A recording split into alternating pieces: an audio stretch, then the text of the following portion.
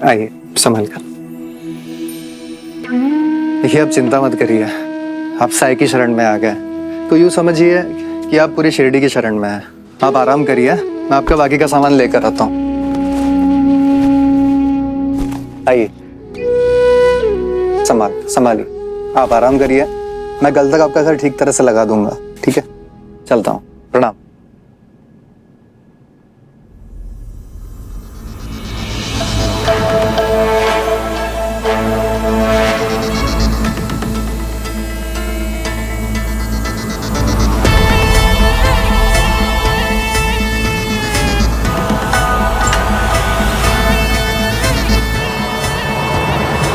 इसे सब समझा दिया है ना?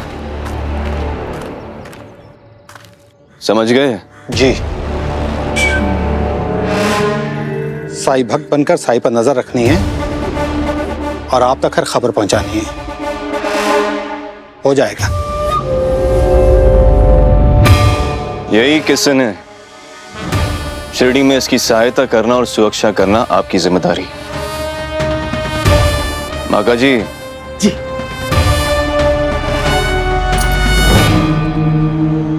खर्चे पानी के लिए कोई भी ठोस जानकारी देने पर अच्छा खासा इनाम भी मिलेगा। मुझे जल्द से जल्द साईं के खिलाफ सबूत इकट्ठे कर विश्वनाथ साहब के सामने उसका पर्दाफाश करना होगा। आई, पेट में दर्द हो रहा है। इस किशन को भी अभी बीमार होना था। वापसी के लिए कोई और इंतजाम करना होगा। तुम और श्रवण यही मंदिर में बैठो, मैं दलवी दादा से मिलकर आता हूँ।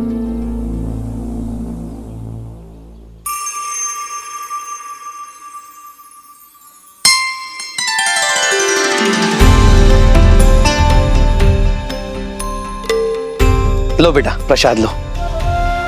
क्या हुआ बेटा, प्रसाद अच्छा नहीं लगता? खाने का तो बहुत शौक है इसे, पर इसके पेट में अचानक इतना भयंकर दर्द उठता है कि देख के मन दहल जाता है। रो रो के बुरा हाल हो जाता है इसका। खाने को देख के डरता है ये। वैद्य जी को भी दिखाया पर कोई फर्क नहीं पड़ता।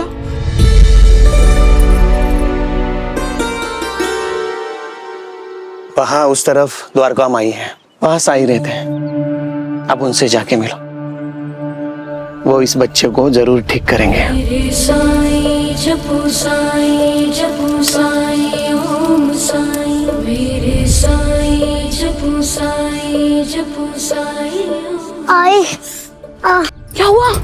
पेट में दर्द हो रहा है। आई, आई,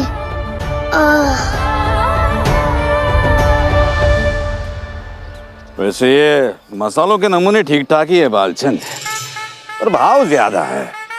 यार शिरडी में मैं इन्हें बेच नहीं पाऊंगा। भाव की चिंता आप मत करिए दादा। भाव तो आप जो बोलोगे वो लग जाएगा। अच्छा, आप तो बस हुक्म कीजिए कितना माल भेजना है। और बताओ, इस बार चाचा जी ने नगर से बाहर जाने की अनुमति कैसे दे दी आपको? शिरडी में आप है ना दादा, इसीलिए पिताजी ने कहा कि शिरडी और आसपास के गांव का चक्कर लगा लो।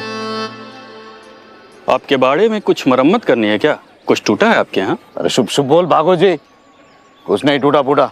क्यों, तुम्हारे घर पुलिस नहीं घुसी क्या? इज्जतदारों के घरों में पुलिस नहीं घुसा करती तात्या। वैसे तुम लोगों के घर तो बिखर ही गए उस साईं की वजह से। साईं को बीच में क्यों ला रहे हो? क्यों ना लाऊं? उसी को गिरफ्तार करने आए थे ना वो सरकारी अफसर यहाँ शिरडी में। क्यों? वो डाकू बिरसू की मदद की तुम्हारे साईं ने। घर से निकाल रहे थे तुम लोगों को, पीट रहे थे, मार रहे थे। क्या किया तुम्हारे उस साईं ने? बचाया किसी को? बचाया? पालनहार है ना वो शिरडी का। तुम्हारे उस पालनहार की वजह से यहाँ शिरडी पर संकट के बादल मंडरा रहे हैं, और तुम लोगों को अकल कबानी है। चुगलखोर, शिरडी पर साया साईं की वजह से नहीं, बल्कि उस चुगलखोर की वजह से आया है जो नगर जाकर अंग्रेज सरकार के कान भर आया और उनसे ये कह आया है कि बिरसू यहाँ शिरडी में साईं से मिलने आया था। इससे एक बार पता चल जाए कि वो कौन है, फिर शिरडी में रहने लायक नहीं छोड़ेंगे हम उसे। रहने लायक तो तुम लोगों को नहीं छोड़ा है शिरडी में उस साई ने। शिरडी और शिरडी वाले दुश्मन बन बैठे हैं ब्रिटिश सरकार के और विश्वनाथ साहब के। क्यों? उस साई की वजह से। मैं तो कहता हूं जब तक साई यहां शिरडी में कुछ ना कुछ तो होता ही रहेगा। तुम लोगों को नहीं चिंता, मुझे है। मेरी भविष्य की चिंता है, मुझे साफ साफ दिखाई दे रहा है। मेरा धंधा चौपट हो जाएगा तुम्हारे और तुम्हारे उस साई के चक्कर में।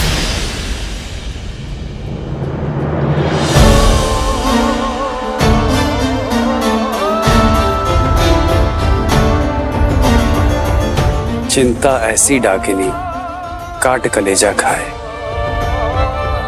तुम अपने भविष्य की चिंता करके अपना आज नष्ट क्यों कर रहे हो गंगाधर? क्यों ना करूं? मेरा भविष्य है, चिंता क्यों ना करूं? चिंता चिता समान है, क्योंकि वो इंसान से उसके सोचने समझने की शक्ति छीन लेती है। उसके केंद्र में डर है, निष्क्रियता है, नकारात्मकता है, तनाव है, जिसके कारण समस्याएं और बढ़ जाती हैं, कम नहीं होती। लेकिन वहीं जब इंसान चिंतन करता है तो उसका ध्यान समस्याओं पर नहीं, समाधान पर केंद्रित हो जाता है। इसमें इंसान अपने विवेक का प्रयोग करता है, त्याग नहीं, और अपने भविष्य के लिए तैयार रहता है। इसीलिए अगर तुम सुखी रहना चाहते हो, सही दिशा में बढ़ना चाहते हो, तो चिंता को नहीं, चिंतन को चुनो। मुझे तुम्हारे ज्ञान की कोई जरूरत नहीं है साई। अपना ज्ञान अपने पास ही रखो। मेरे कर्म अच्छे थे, अच्छे हैं, तो मेरा भविष्य भी अच्छा ही होगा। जिसकी जैसी नीयत उसकी वैसी बरकत। राम जी भला करें।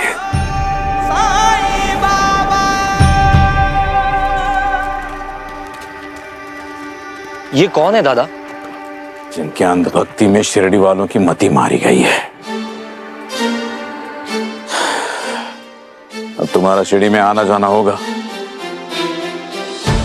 बचकर रहना, जरा संभल कर रहना इस आदमी से।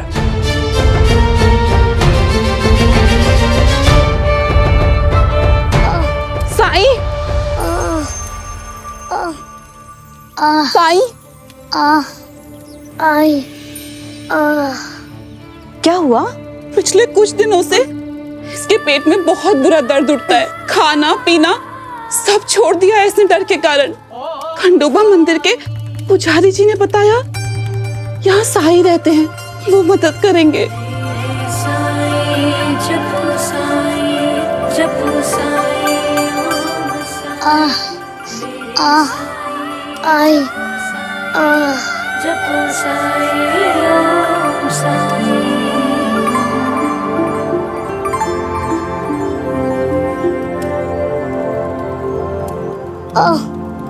आई जीवन का तू सार है, ना हो तू सब बेकार है। तू गुरु तू ही भगवान है बाबा। दुख का तू उपचार है, सुख का तू भंडार है। तू ही जोत तू बायजामा। रोशनी बाबा। तेरे चरणों के ये बबूत उसे दे देना। जीवन का तार है। ये बबूती है, इसे खिलानी। शिरडी वाले साईं बाबा।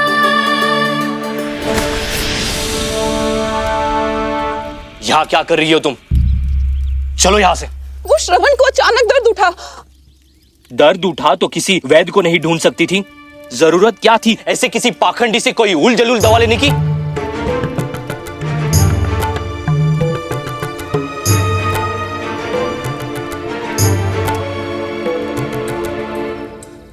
क्या बला है भभूत ढोंगी बाबा, राख है ये राख।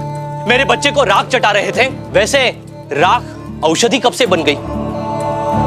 अब चुप क्यों हो गए?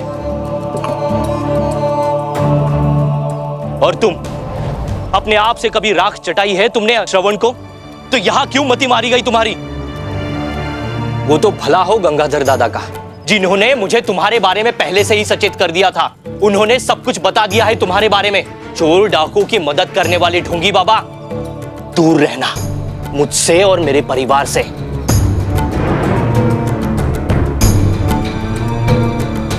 चलो यहां से। रुकिए।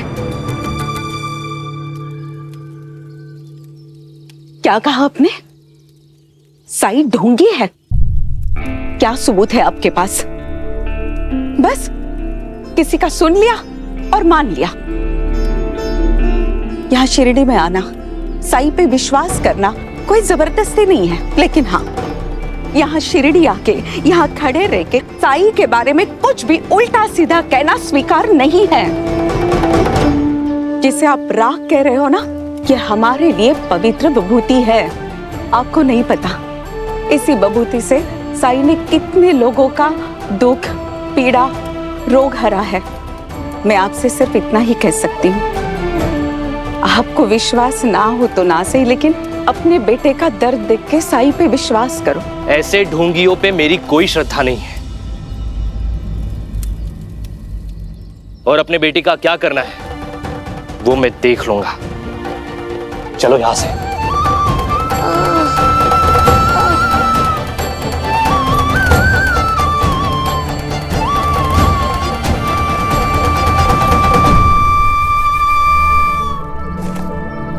साई, इनकी बातों का बुरा मत मानना। ये तो मुझे तुमसे कहना चाहिए भाई साहब।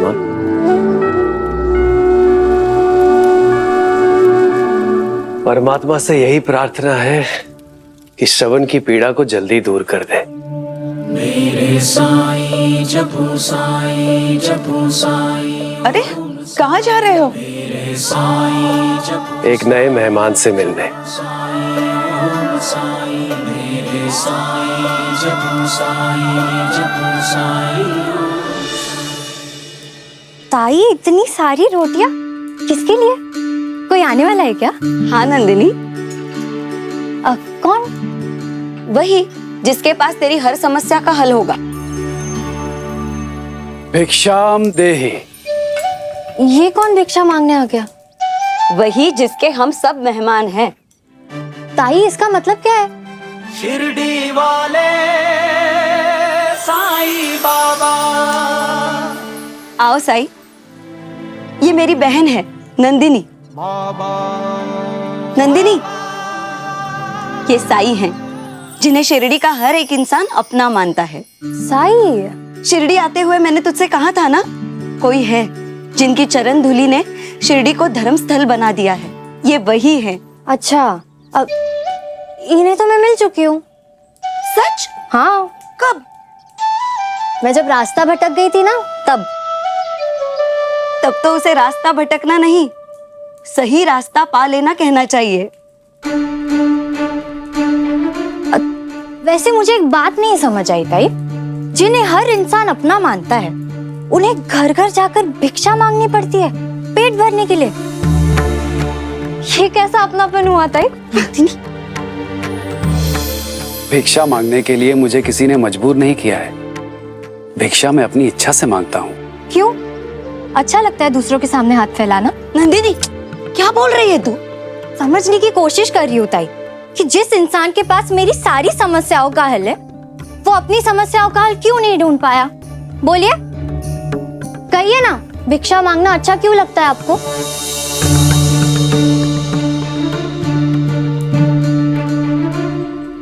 क्योंकि भिक्षा मांगना सांसारिक मोहमाया से मुक्त होने का माध्यम है। दूसरों के आगे हाथ फैलाना अपने अहंकार का त्याग करने का माध्यम है। और भिक्षा क्या होती है? उतनी ही जिससे एक इंसान अपने पेट की भूख शांत कर सके, और साथ में किसी ऐसे इंसान की भी जो उसके पास आए। भिक्षा देते समय लोग भी उदारता और पुण्य का अनुभव करते हैं, जिससे उनके भीतर भी आध्यात्मिक विकास होता है। मुझे तो सिर्फ इतना समझ आया कि हाथ पैर होते हुए भी जो इंसान भूख मिटाने के लिए भिक्षा मांगे, वो दूसरों की समस्याओं का समाधान कैसे ढूंढ सकता है ताई?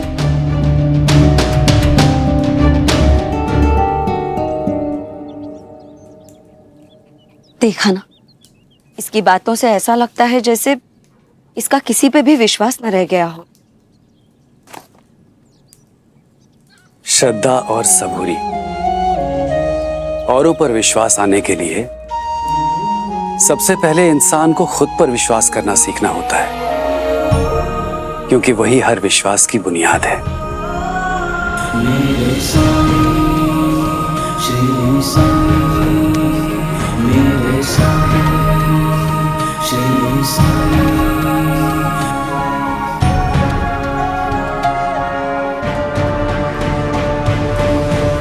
अपने आप रोना कम हो गया ना? फिर क्या आवश्यकता थी ऐसे पाखंडियों के पास लेके जाने की? अरे ये क्या कर रहा है?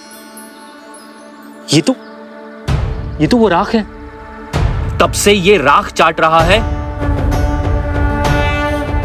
भभूति, साईं की भभूति। बाबा मुझे बहुत भूख लगी, मुझे खाना खाना है बहुत सारा। और फिर पेट में दर्द हुआ तो? नहीं हो रहा है, बिल्कुल नहीं हो रहा है।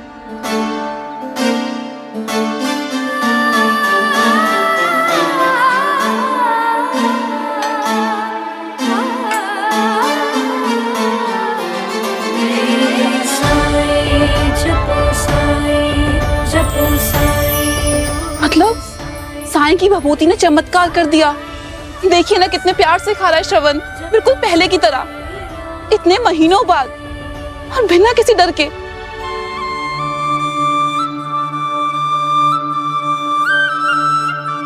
जिसे आप राख कह रहे हो ना, ये हमारे लिए पवित्र विभूति है।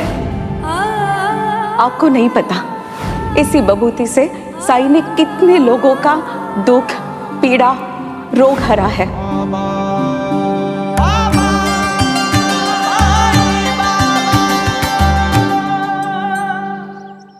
बालचंद रुको रुको, कहाँ जा रहे हो? मैंने सुना वो साईं ने तुम्हारे बच्चे के साथ भी कुछ खेल खेलने की कोशिश की। नहीं दादा, खेल नहीं खेला है, इसका इलाज किया है। देखो ना इसे, ये बिल्कुल ठीक हो गया। नहीं नहीं भालचंद, मैंने बताया था तुम्हें, उस साईं से सचेत रहना। आखिर तुम उसकी चाल में फंसी गए। चाल? और नहीं तो क्या, यही करता है वो। लोगों की कमजोर नस पकड़ लेता है ताकि जल्दी उन पे असर पड़े और वो उसके अंधभक्त बन जाए। ये बच्चों का बीमार पड़ना, अच्छा होना, ये तो चलता ही रहता ना बालचंद। तुम्हारा बच्चा भी अपने आप ही ठीक हो गया होगा, लेकिन वो साईं ने कैसे दिखाया? हा? उसने विश्वास दिलाया तुम्हें कि सब कुछ उसी ने किया है। अपनी आंखों देखी कैसे झुठला दूं दादा? ये सच है और आप भी इस सच को देखिए। भालचंद सुनो, मैं साईं, साईं, मेरे साईं जपो साईं। अपनी नासमझी की मैं आपसे माफी मांगता हूँ। मैंने आपसे जो कुछ कहा उसे मेरी बेवकूफी समझकर भूल जाइए। बहुत बड़ी भूल हो गई मुझसे। आपके आशीर्वाद से हमारा बेटा बिल्कुल ठीक हो गया है साईं। शिरडी वाले साईं बाबा।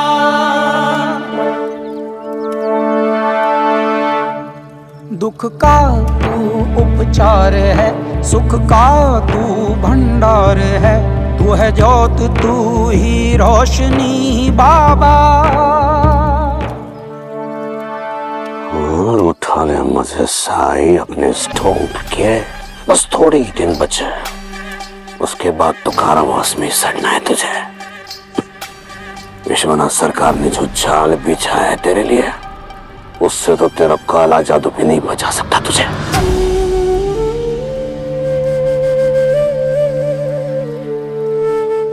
जिस किशन को तूने अपनी शरण में लिया है, वो किशन और मैं मिलके तुझे शिरडी से जल्द ही बेदखल करने वाले हैं।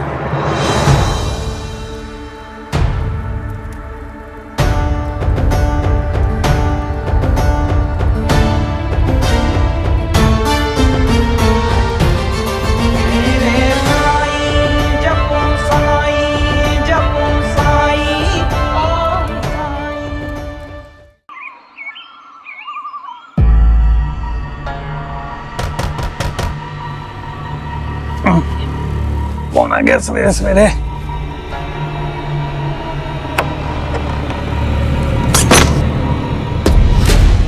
पूरा गांव यहाँ सवेरे सवेरे। कहीं इनको मेरा सच तो नहीं पता चल गया? अरे किशन भाऊ क्या हुआ?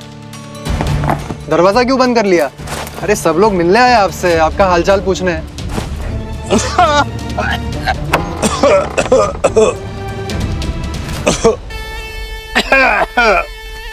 क्षमा कीजिए, रात भर खांसी चलती रही, सो ही नहीं पाया। सारा सामान बिखरा पड़ा है, सोचा ठीक से लगा दूं, परंतु शरीर में मानो जान ही नहीं बची। अरे देवा, ऐसा था तो पहले किसी को बता देना चाहिए था ना। लो। लेकिन ऐसी हालत में कैसे बताते वो? नहीं आई, दरअसल गलती तो मेरी है। मुझे किशन भाऊ को ऐसे अकेले छोड़कर नहीं जाना चाहिए था। अब से कोई ना कोई हर रात आपके साथ रुक जाया करेगा।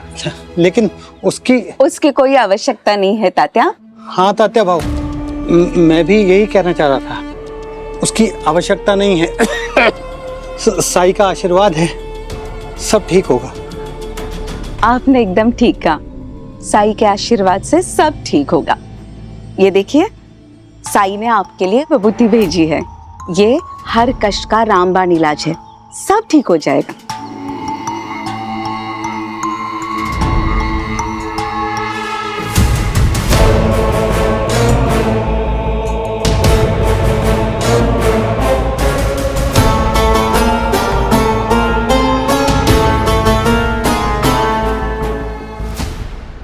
धन्य है साई, लेकिन मैं बिना स्नान के कुछ ग्रहण नहीं करता। स्नान लेकर इसका सेवन करूंगा। ठीक है, साई ने कहा है ये हर दिन 1 माह तक लेनी है। फिर देखिए आप कैसे ठीक हो जाओगे, जैसे कोई रोग था ही नहीं। लेकिन आई, 1 माह तक के लिए विभूति क्यों? इनकी बीमारी बड़ी है ना, इसलिए साई ने कहा 1 माह तक हर दिन लेनी है विभूति। अरे 1 माह तो ऐसे ही कह दिया होगा हमारे साई ने। बाकी हम सब जानते हैं, जो भी सत्यवादी सच्चा साईं भक्त इसे लेता है तो ये भभूति समय से पहले उसे ठीक कर देती है। तो क्या ये भभूति केवल सत्यवादी लोगों के लिए है? हाँ, लेकिन पर मेरे दादाजी कहते हैं कि जो इंसान सत्यवादी ना हो वो इस भभूत को छू भी ले, जब तक वो शिरडी में है ना, तब तक किसी न किसी दुर्घटना का शिकार होता रहेगा। अरे चुप कर, कुछ भी कहता है। साई की विभूति किसी को भी नुकसान नहीं पहुंचाती है। जो माने साई उनके भी, और जो ना माने साई उनके भी है। आप अभी आराम कर लीजिए। और हाँ, साई ने कहा है 3 दिन के बाद वो आपकी जांच करेंगे और जो भी रोग है पकड़ में आ ही जाएगा। अब हम चले? आप आराम करो, कोई भी जरूरत हो किसी भी समय बेझिझक बता देना। ओम साई राम। चलिए, प्रणाम।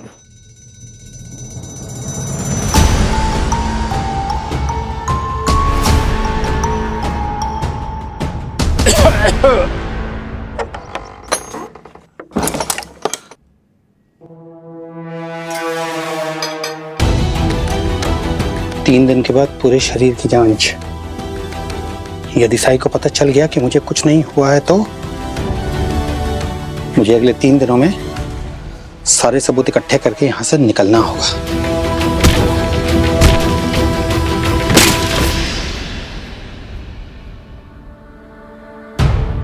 जो इंसान सत्यवादी ना हो वो इस भभूत को छू भी ले, जब तक वो शिरडी में है ना, तब तक किसी न किसी दुर्घटना का शिकार होता रहेगा।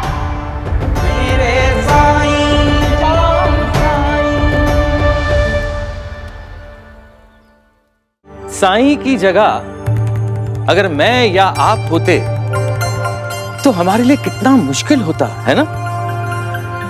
एक तरफ दलवी और विश्वनाथ जैसे विरोधी जो साईं के खिलाफ साजिशें रच रहे थे, दूसरी तरफ बालचंद और नंदिनी जैसे लोग जो साईं पे सवाल उठा रहे थे। मैं सोचता हूं कि क्या मैं साईं की तरह शांत रह पाता? मुझे नहीं लगता। मेरे मन में जरूर कड़वाहट आ जाती, खटास आ जाती ना। लेकिन साईं बाबा के दिव्य जीवन से हमें यही तो सीखना है कि कोई भी हमारे बारे में कुछ भी सोचे, कुछ भी बोले, हमारे खिलाफ साजिश रचे, हमें अपने पे विश्वास रखना चाहिए। और ये तभी मुमकिन है जब हम अपने सच को ना सिर्फ जानने की कोशिश करें बल्कि सच समझ आने पर उसका स्वीकार करें। अपने सच तक पहुंचने की यात्रा में साईं बाबा का आशीर्वाद हम सब पे बना रहे। ओम साई राम।